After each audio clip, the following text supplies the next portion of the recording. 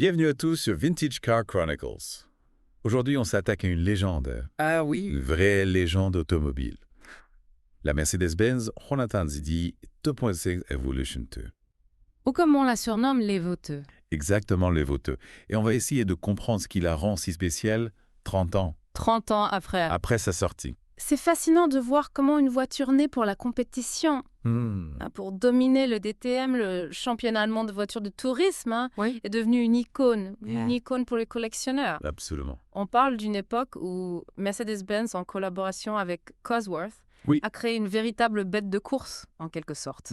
Ils ont sculpté une carrosserie aérodynamique radicale Tout à fait radical.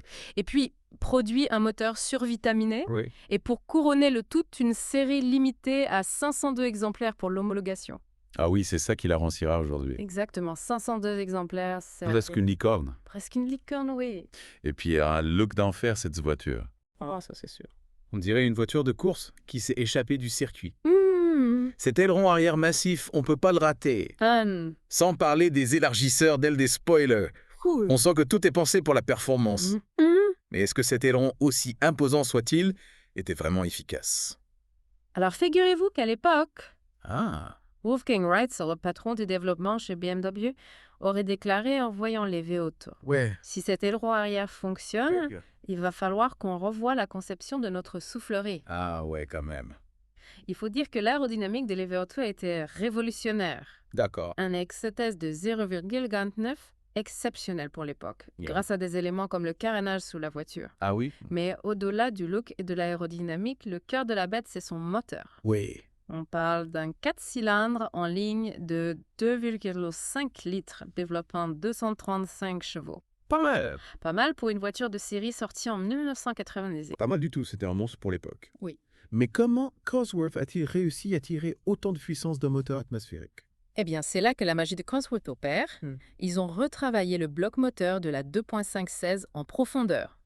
Nouvelle culasse, piston forgé Abracam Racing. Tout ça? Chaque élément a été optimisé pour la performance. Ouais. Le résultat, un moteur qui hurle jusqu'à 7700 tours minute, Ouais. avec une sonorité rock à vous donner des frissons. Je parie que ça devait être grisant de conduire cette voiture. Ah oui? Mais d'un point de vue performance pure, Oui. comment l'EVO se positionnait face à ses concurrentes de l'époque, notamment face à la BMW M3 Sport Evolution? Ah oui, la fameuse M3 Sport Evolution. C'était un duel de titans, non? Exactement. La rivalité entre Mercedes et BMW était à son apogée. On imagine. L'EVO a battu le 0 à 100 km/h en 7,1 secondes D'accord. et atteignait 250 km/h en vitesse de pointe. Ouais.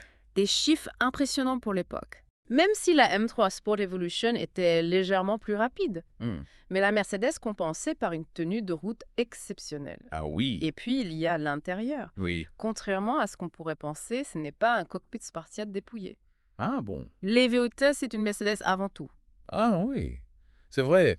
On a tendance à l'oublier avec son look agressif.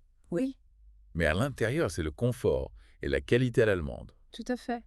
On retrouve le confort, la qualité de construction et les matériaux haut de gamme typiques de Mercedes-Benz. Ouais.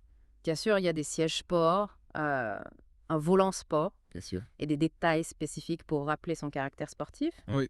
Mais l'ambiance reste luxueuse et raffinée. D'accord. Une bête de course habillée en smoking, en quelque sorte. J'adore cette image. Oui. Mais revenons-en à son terrain de jeu. Le DTM, Oui. on sait qu'elle a été conçue pour la compétition. Hmm. Mais comment s'est-elle comportée sur les circuits? A-t-elle vraiment dominé comme Mercedes l'espérait? Eh bien, elle a fait plus qu'en à son nom. Dès ses débuts en 1990 sur la Nordschleife du Nürburgring, Ouais. l'EV8 a montré son potentiel. Au fil des saisons AMG, le préparateur attitré de Mercedes a peaufiné la bête. Le moteur a évolué, D'accord. dépassant les 350 chevaux. Ah ouais. Et en 1992, la consécration.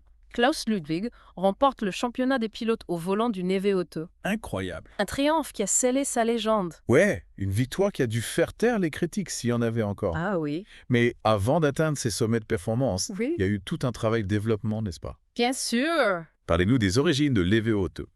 Tout a commencé avec la 190 E2.316, Oui. lancée en 1984. D'accord. Une voiture déjà sportive, mais qui manquait de puissance pour rivaliser avec la BMW M3 en DTM Mercedes-Benz a donc décidé de sortir l'artillerie lourde avec les VOSI en 1989, puis les VO2 l'année suivante. Chaque évolution apportait son lot d'améliorations, tant au niveau du moteur que de l'aérodynamique. On a donc parlé de l'aileron arrière. Oui, Mais quels autres éléments aérodynamiques ont contribué à faire de l'EVO2 une voiture aussi performante?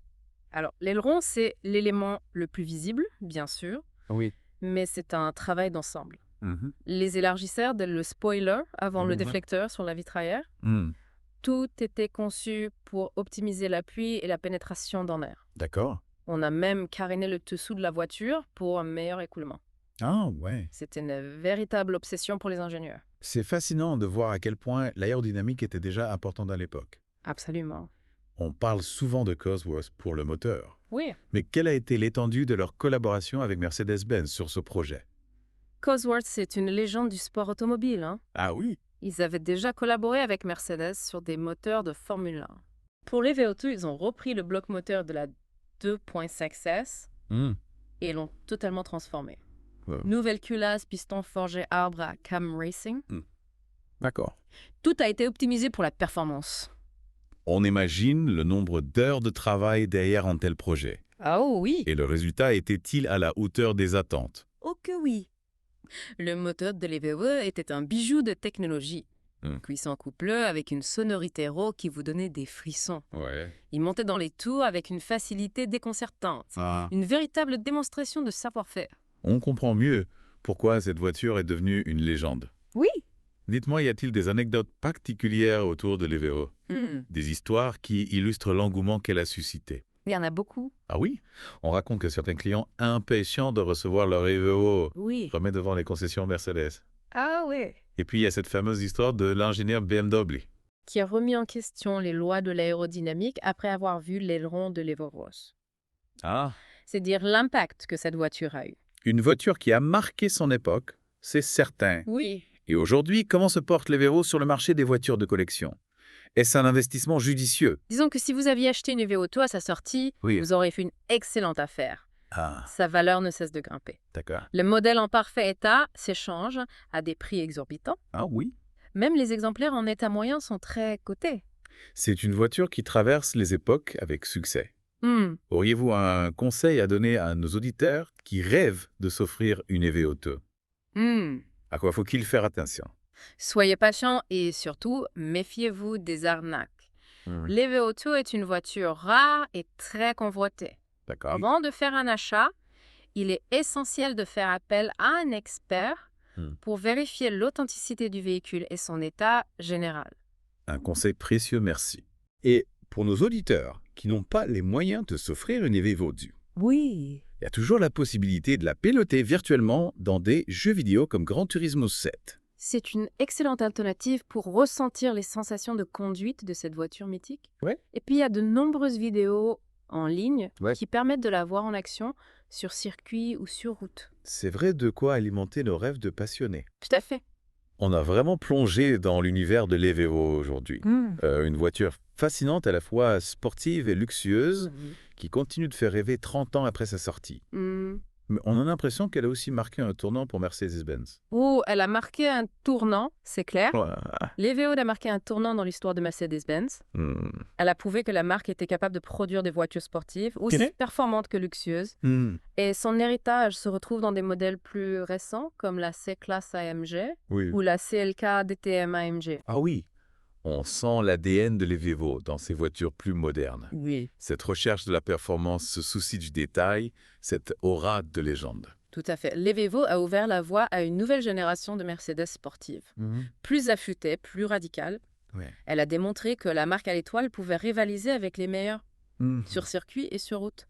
Et pour les passionnés d'automobile comme nous, c'est un véritable cadeau. Bah oui. Pouvoir admirer ces voitures, les voir rouler et même les conduire pour les plus chanceux. C'est un privilège. Exactement. L'EVO est plus qu'une simple voiture. C'est une œuvre d'art roulante. Un symbole d'une époque où les constructeurs automobiles osèrent repousser les limites. Innover. Créer des voitures qui suscitent l'émotion. C'est une belle conclusion. Oui. L'EVO, c'est l'histoire d'une passion, d'une ambition et d'un succès. Mmh. Une voiture qui continue de fasciner 30 ans après sa naissance. Et qui continuera sans doute à fasciner pendant encore de nombreuses années. Oui. C'est ça la magie des voitures d'exception. Elles transcendent le temps et les modes. Merci à tous de nous avoir suivis pour ce deep dive sur la Mercedes-Benz Fan 90 et 2.5 Evolution 2. Merci à vous. On espère que vous avez apprécié ce voyage dans le temps. Oui. Et on vous rappelle que Vintage Car Chronicles est une émission quotidienne. Exactement. Alors n'hésitez pas à revenir nous écouter demain pour d'autres aventures automobiles. À bientôt sur Vintage Car Chronicles.